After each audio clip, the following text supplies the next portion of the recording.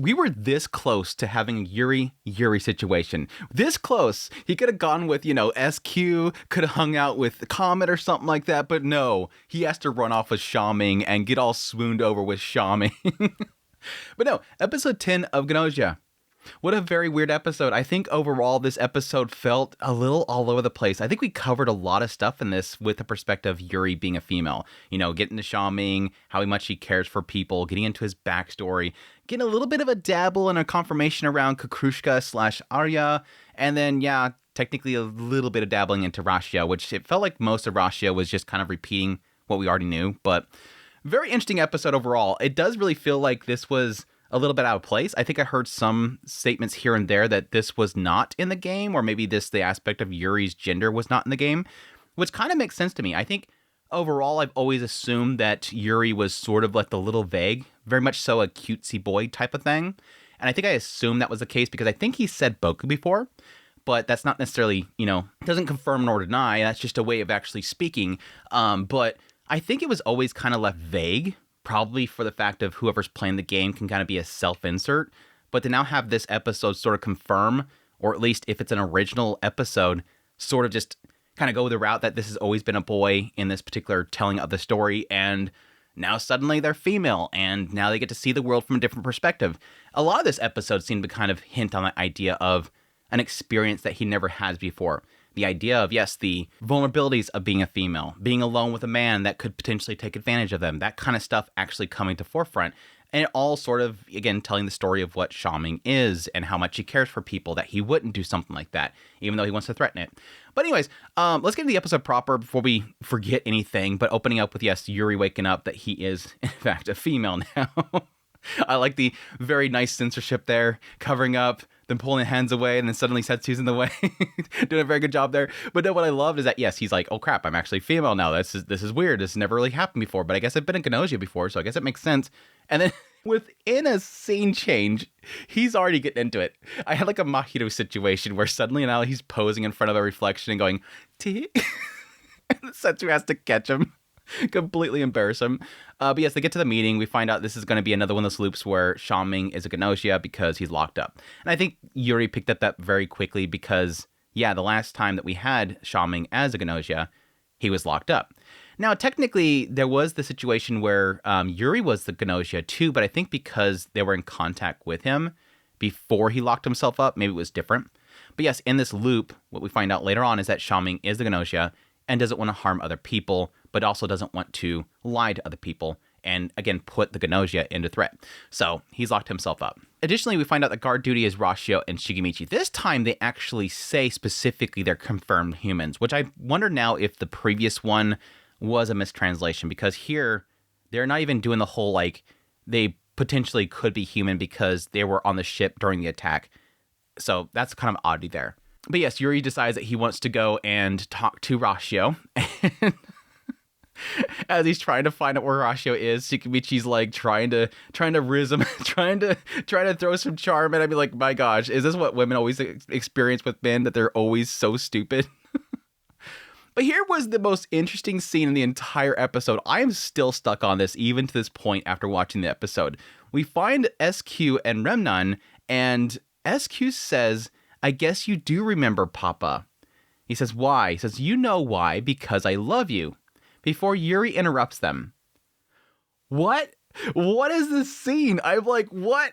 Okay, what we do know about Remnon is that he grew up in a world of AI, and then supposedly either there or he was then adopted outward. He ended up with some woman that was essentially treating him horribly, had him chained up and was doing some crazy stuff to him. And he finally got away from that. This kind of makes me believe that one of two things. That SQ got a hint at this, because we very quickly I realized that this was going to be a Gnosia. The SQ was going to be Gnosia. The fact that she was all over Otome in the meeting room, and now she's doing some crazy manipulation stuff with Remnon, I assumed, and we confirmed that later on. She is Gnosia. So either this Gnosia picked up on something of Remnon, and she was trying to manipulate him, and maybe he said something, maybe he blurted something out. She picked up on something, and now she's trying to use what she knows about his past to manipulate him here. Or two is the possibility that SQ has something to do with whatever that lady was doing back there. Again, so far all we've really gotten from SQ is that she potentially could be a test tube baby or something like that. That either her brain is implanted into a body that was, in a tube grown up, and thus she's only 1 year old, or that she was at some point frozen for a long time, and thus she's only 1 year old, but her body is grown. It's never really 100% confirmed, because even when Yuri was kind of questioning it, she just kind of went along with it. But it sort of, again, did imply the idea that she's always been kind of bottled up somewhere, and that she's never really been out in the world, but only for a year. So that kind of makes me wonder if whoever this person is that was manipulating Remnon potentially got SQ too. That potentially SQ was involved in whatever crazy role play this lady was doing in her manipulation and torture of Remnon. Maybe potentially at some point she had Remnon, and then at some point she brought in SQ, and this whole Papa thing is part of whatever role play they were doing. This lady was placing Remnon as being the Papa, and then SQ was brought in as being the daughter or something like that. And they were all part of some sick thing. It's so funny. I bet this is one of the most craziest moments for anybody that knows the source material. They're like, where's Andrew going with this? Or they're going, oh my gosh, he's calling it. It's going to be one of the two things. You're close, you're calling it, or what the hell is Andrew on right now? I don't know. I'm more leaning on the idea that this is just a Gnosia that's picked up on something with Remnon and is playing into it and just trying to manipulate him. Because we've never gotten any indication of this before from SQ and Remnon in the same room. You would think if she knew something, she would be more closer to Remnon. I think this is the only time we've ever seen them together. So I don't know. It could be one of those things where whenever the Gnosia take over a human body, despite the fact that SQ has forgotten a lot of stuff that she's been through, potentially the Gnosia can unlock those hidden memories, or maybe possibly memories that were kind of locked away due to trauma or something. We'll see. It was a weird scene, though. Anyways, yeah, Yuri interrupts it, asks where Rashio is. They go off to find Rashio. Rashio's in the bath. SQ badly wants to see what he looks like down there because, again, this is somebody that doesn't really have a gender or whatever. So Neko Punch opens up the door. You guys, this is a crime no matter what your gender is. Yuri just freaking out. It was so dorky. Again, he just becomes the female. All those personalities and just traits just kind of flow into him. He's now suddenly acting girly, flustered and everything. But anyways, we have a little conversation with Rashio. Again, this is pretty much most of the stuff that we already knew about Rashio, which I really don't like this. And this does sort of playing, if this is anime original, it makes sense. But honestly, when I got to this point, I'm like, oh, cool. This makes perfect sense. If you want, one of the characters that we have not really touched at all is Rashio. So I figured eventually we're going to get in Rashio's episode. And I figured, okay, wow, perfect episode to get into Rashio because Yuri is now dealing with a swapped gender, and Rashio is the perfect person to talk about with this. Again, because as we see here, Rashio once again confirms this is just something you people are stuck on. Once you kind of get rid of this idea of male and female and stuff, things are a lot more freer. You guys are all stuck on this thing. You got to free yourself, get rid of this bird, and you'll understand how inconsequential this is. But Yuri's like, oh, that's not what I'm curious about. It's here we can finally get to Rashio, find out a bit more about Rashio, and it literally just turns into Yuri going, I don't know why this thing brought me here and made this change. Okay, moving on. This isn't Rashio's episode. This is the moment where Andrew realized, oh, this is not Rashio's episode. Because again, we've already knew this. Rashio just really doesn't see why everybody's so stuck on it. Says whatever, shrug. It doesn't matter much. But yeah, it's pretty much just Yuri confused as to why this key has brought him here. Specifically, turn him into female, which makes perfect sense that if this key wants Yuri to experience people differently, yes, changing his gender is technically a really good way of putting him in a different position to learn more about people. As a female, there's going to be certain people that will open up to him more. The assumption there would be that he can either, yes, use those female charms to get with somebody, which we find out later on, shamming technically is a good one because of how he was so stuck on Setsu. Or yes, technically some females would be more open to be more personal with another female. But anyways, it is interesting though to sort of confirm here that the key itself can choose which timeline it goes to. The assumption is that they're just kind of jumping timelines. Okay, here's the next one. Here's the next one. Keep doing this until we find new things. But this seems to imply that it actively searched for one where Yuri would be a female, like their DNA at that time clicked and boom, got boobs. And they said, that's the one I want to go to. That one right there got tits. Let's go there. Let's jump in that timeline. Interesting. I don't know. Anyways, he chooses this point to kind of go around and talk to people, goes to Jonas first, using his beauty to get some information from Jonas, learn more about his past, and then blurts out the fact that, what about this Krushka person? Yuri, Krushka's not out in the open in this one. Jonas is like, how do you know about Krushka? Oh, yeah, I didn't tell you about Krushka. How do you know about Krushka? Did you go to my storage place? I'm out. Just walks out the door. I'm like, wow, Yuri, what a colossal screw up there. I think it's only like the second time he's ever sort of blurted something out, assuming that everybody is in the know. But yeah, as Jonas goes to walk out, I did note that he does bump into Comet. And then we find out later on that Comet goes inside one of the freezing chambers and he has to free her out of it. I'm assuming she probably asked to be shown around the ship at that point, and they went to that particular room and she just slipped inside there. I was like, Jonas, you not keep an eye on this girl? She's going, what's this room? Jump inside there, press the button. They usually have people having to press the button on the outside. How dorky. Anyways, Setsu has been listening the entire time. We find out later on that she's been watching Jonas ever since a Krushka incident that she's apparently experienced before. But no, they go to Xiaoming. Xiaoming's shut in still, trying to get him out. Yuri using the knowledge of the previous loop where he was shut in, realizing that Setsu went in some sort of interaction, but knowing what kind of person he is, that he's not somebody that manipulates people. He gives off a front to hide what he truly feels. So he goes in there, puts himself at risk, all for the idea of proving that he trusts him, the fact that he's not going to touch him. It was a okay little segment, kind of getting the idea of Yuri just trying to prove to Xiaoming, or at least bring down the berries that Xiaoming has, fully knowing that this is a Gnosia, and that based on the past experience with the Gnosia, he puts everybody else first. Again, the idea that this is an individual that, since he's a Gnosia, he doesn't want to lie to other people, just wants them to freeze him, put him away, because he doesn't want to put even the Gnosia at risk. That's the other thing there. It's not just the humans. He doesn't even want to hurt the other Gnosia. It's a pretty cool little idea here. But yeah, turns off the lights, gets really close. Have a little moment kind of showing Yuri sort of what females go through when they're put in a very vulnerable situation, even though he's trying to kind of get Xiaoming to, put down the act. It sort of just turns into a game of chicken. Xiaoming's trying to prove that you shouldn't trust everybody, and Yuri at the same time is trying to say that he can trust him because he knows him. And again, it just turns into a whole thing where Yuri finally realizes, oh, hey, this is kind of scary for a woman to be in a situation like this. It's an eye-opening experience for him. Anyways, that's when the alarm goes off, and then everything starts getting really weird.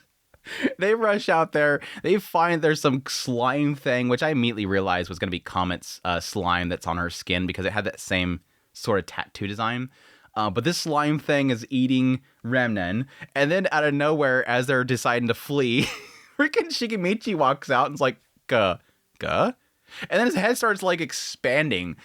I'm like, wait, what? So is it that the slime is getting inside of Shigemichi and it's messing him up from the inside? Because it doesn't look like the slime's really absorbing him. Or is it the fact that because Shigemichi technically does have synthetic skin, he's had his skin replaced, is that reacting to the slime and it's trying to get away? What is happening on the screen right now? And then they rush down, they find Setsu, and she's got to the doll down in the storage room, and we finally confirm there that, yes, there's a Krushka that's in the case down there. And then Stella shows up and explains the whole situation with Krushka, which is like, why are we talking about this now? Oh, yeah, by the way, Setsu apparently was died to one of the Krushkas in a previous loop. And so she's been investigating Jonas the entire time. It's just like, again, a whole bunch of weird stuff happened at the same time. But no, this is finally the confirmation around the situation with Krushka. That apparently this Krushka, this doll, looks a lot like his beloved Arya. Now, apparently it seems like he has two different dolls, and I would assume they both look like this Arya, which is somebody that he cared for. But this one doesn't move. And again, this is sort of finally a confirmation as to something they show in the OP. I've kind of been dancing around. I think I talked about it one time in one of my videos before after I said spoiler ahead. In the OP, there's a shot where Jonas is sitting in the storage room, sitting next to this box, and Krushka's hand comes out. So I always assumed that this box down there was going to be Krushka. The oddity here is that this isn't the one that kills everybody. The one that's in this box is just a doll that doesn't move. There's another one that actually moves, and it apparently, in most of the loops where Krushka's not there, she doesn't make it to the ship. If she's in the room during the meeting, then that's going to be the bad Krushka. Basically, it's going to be the bad Krushka. This Krushka is going to murder everybody on the ship if it gets to a certain point, question mark. That's the only oddity that we really have here. We've confirmed that, both Setsu and Yuri has experienced a loop where Krushka goes crazy. We haven't had in every loop Krushka goes crazy, but it seems like with that particular one, she did. What is the trigger point is the question mark. We haven't answered that part of it yet. That's the big WTF of this whole situation. It could be just any loop where Jonas, technically doesn't survive and it gets too far into it. She's going to go crazy, wanting to find Jonas or something like that. I don't know. It's weird. It's very weird. But no, Stella also explains what's happening with the slime. That apparently the comet walked into one of the freezing chambers. She just walked in there and pressed the button and froze herself. It is interesting, though, that later on, I think the icon on Jonas they have that summary page where it says who everybody is at the very end. I think it was implying there, I think the icon for Jonas was the doctor. So I'm wondering if Jonas, checked Comet after that point, realized she was human, and then pulled her out of it, or if he did it immediately.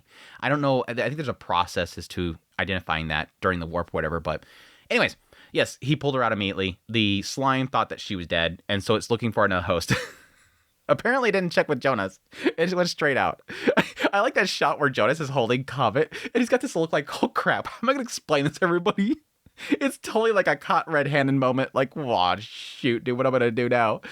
But anyways, yes, the slime's been going around looking for a host. It comes in there. Setsu sacrifices herself to save Yuri. It engulfs Krushka. I totally thought we were going to have Krushka be a slime cover thing at the very end of this, but yes, Yuri and Xiaoming run off. Stella goes to freeze him in a medical capsule. Cute little moment where, Xiaoming's like, don't revive me. Just bring back Yuri. You guys don't need to deal with the Gnosia after this. Little cute moment there. And yeah, the two of them kind of in the capsule together get finally a little insight into Xiaoming's character, which apparently is that, and this sort of makes sense to his feelings about Otome, and the idea that where he grew up, he was surrounded by very intelligent apes, intellectualized apes. So this implies that they were given intelligence. Somebody has, done some work on them, given them intelligence. They're very smart, very strong, very nice people. And then they made somebody mad. Somebody came by and wiped them all out. So this kind of gives me a belief that wherever he was at potentially could have been some sort of place where they had experiments going on, which again does sort of lead me to understand why he is so fixated on Otome specifically. Why would you want to go back? They're just going to experiment on you. You're not a human to them. You're not a logical being to them. They're just going to mistreat you the moment they have you and discard you whenever they can, just like the people that he grew up with. These apes that were extremely smart and kind. So yeah, it kind of plays into that whole thing. And again, sort of what has molded him into the way he is, that people are going to treat you with kind words, and it's only for the moment. Then eventually they're going to just discard you. And I become like I am because of that. But Yuri, again, understanding the true Xiaoming, that he does care about other people, doesn't really accept that. Knows there's a world out there where he is happy. And Xiaoming realizing he's got his angel right next to him, and his Yuri. And they wake up. And then they wake up. Freaking Jonas. Kendrasuna's over there in a steamed up spacecraft. Xiaoming's like, just freeze me already. Don't wake me back up. I'm done. This ending sucks. What a dumb ending. And yeah, Yuri talking about that exists somewhere a place where everybody could be happy. I wonder if it's implying that that's sort of what they've achieved with this particular loop. The idea that you have potentially a loop where Xiaoming doesn't get frozen. I don't know. There could be a potential fact that because he was temporarily kind of, put in a sleep state, that he cannot have to kill anybody? Question mark? I don't know. It's definitely not a happy ending because everybody's dead except for them. You got like 4 people survived. Everybody else got absorbed by slime and stuff like that. Remnant died a gruesome death. Freaking Shigemichi just like his head exploded or something. Everybody's dead. Even SQ, it implies that SQ got killed.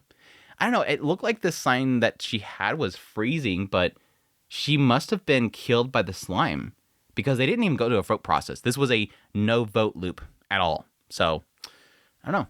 Either way, interesting episode. Again, Yuri using his feminine wiles to learn more about Shaming and charm him and everything. Again, after this episode, I think the two things that I'm most curious about is, again, what sets off this other Krushka? What is the signal point that makes her go crazy? Because again, this wasn't just an oddity that happened just for Yuri. It happened with Setsu too. And additionally, what is SQ's connection, if anything, to Remnen? And again, if it's just an aspect that she was a Gnosia and she was just trying to manipulate him in some way. Because it looked like she was trying to do that with Atome at the very beginning. It looks just like, oh, I like this thing right here, like trying to manipulate Atome in some way. I don't know, we'll see. But anyways, that's my thoughts on episode 10 of Gnosia. Hope you guys enjoyed this video. As always, if you did, hit the like button down below. If you like this content and you want to support it, become a member. Until next time, y'all take care.